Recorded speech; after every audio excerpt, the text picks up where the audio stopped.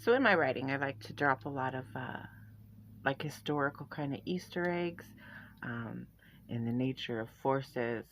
You kind of get a lot of references to ancient times, all the way kind of up through the Gilded Age, the Golden Age. And in my newest book that just dropped, The House on G Street, there's a lot of Easter eggs kind of for modern history. I would say within the past decade. History is just something that I really truly love and am passionate about and study a lot of just for fun. And so I hope you check them out and find those Easter eggs. So in my first book, The Nature of Forces, it kind of takes place in a fictional universe or fictional society, a fictional culture, if you will.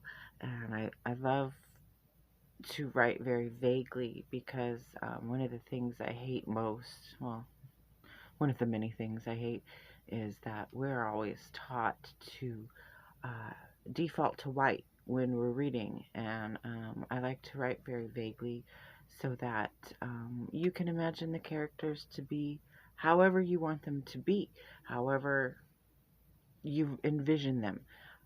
And it's not based on me. So if you do read it, I really hope that you don't default to white. Imagine them any way you want. However, in my latest book that just dropped, The House on G Street, it is definitely a story of white women, and the reason why I specify that they are white, even though I don't like having that lack of representation and kind of pigeonholing anybody's imagination, um, is because there's a lot of problematic commentary within the story, and I truly believe that art is a reflection of life, and a lot of these things that the women say and the women do in the book are things that I have witnessed or heard within my own life, and sometimes they recognize that what they're saying or what they're doing is problematic, but mostly they don't. They think they're coming from a good place or they're being good allies, and they're really not. So I just wanted to throw it out there that I do recognize that a lot of this stuff can be problematic and is problematic, and it really truly isn't meant to gain clout or it's not a reflection of who I am or how I think or how I feel, but rather a reflection of this society and a lot of the things that go on behind closed doors within society as it is today. Okay, love you. Bye. Hi. Okay, so if you follow my author page, the link in bio, you'll notice there's actually 4 books. I really kind of only am promoting 2 at the moment. The Nature of Forces, which is my first novella. It's a fantasy fiction about a coven of witches. And then my second novella that just dropped today and is live and available, called The House on G Street, and it is a story a story of friendship and a story of possession. But you'll also notice there are 2 other books.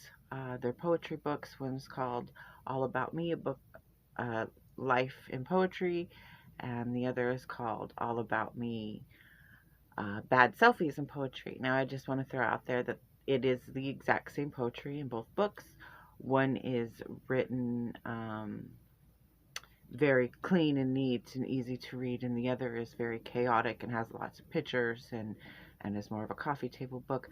So, All About Me, bad stories or bad poetry and selfies, it's very chaotic. It's formatted very weird. It's got a lot of really bad selfies in it. And that's actually very intentional because I wanted it to feel very chaotic because it's a reflection of me, and I am very chaotic.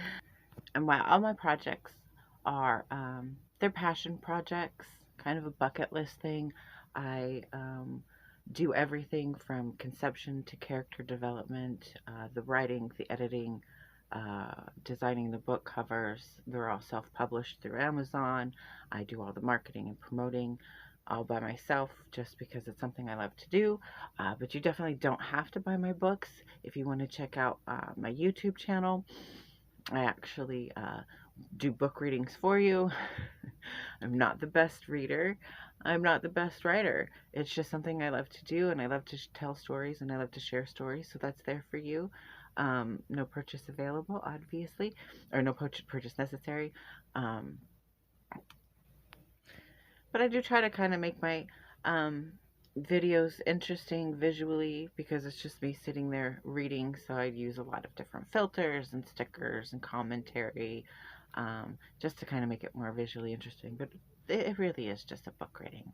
And when I finish The Nature of Forces, I will move on and read for you The House on G Street.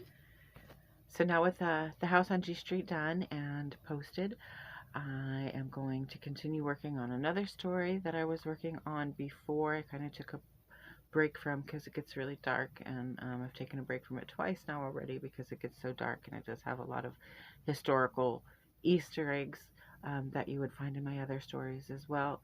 And I really kind of started this story or the research for the story because I had questions about our history and um, why humanity is so disgusting.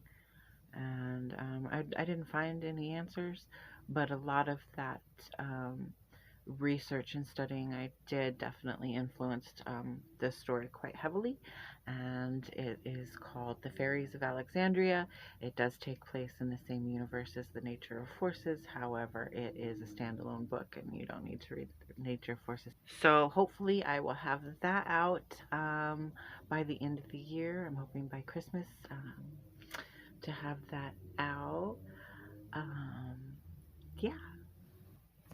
My books of poetry, however, like I said, both books is the same poems. It's just one has pictures and the other doesn't. Um, they are available to read for free to you on allpoetry.com. Genevieve 3.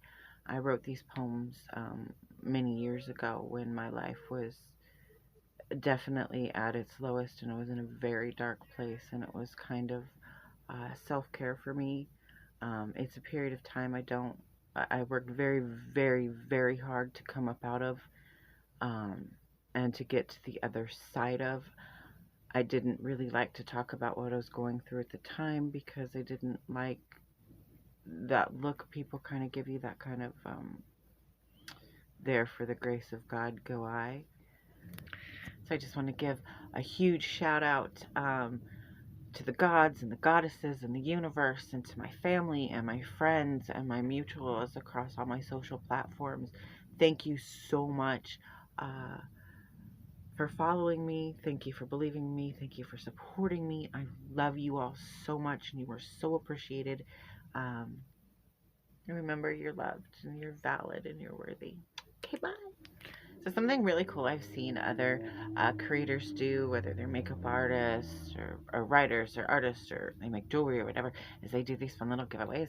And so I thought once my clock app reaches 10,000 followers, I'm going to do a giveaway, and I will send someone a signed copy of my books, and probably 3 different people. I'll send one of my books to each of them. So if you're interested, drop a follow, and once I reach 10,000 followers on the clock app, I will give notices to the rules, I guess. And also follow me on Instagram and Facebook and Twitter, and I will do my best to follow you back and hype you up. Okay, love you, bye.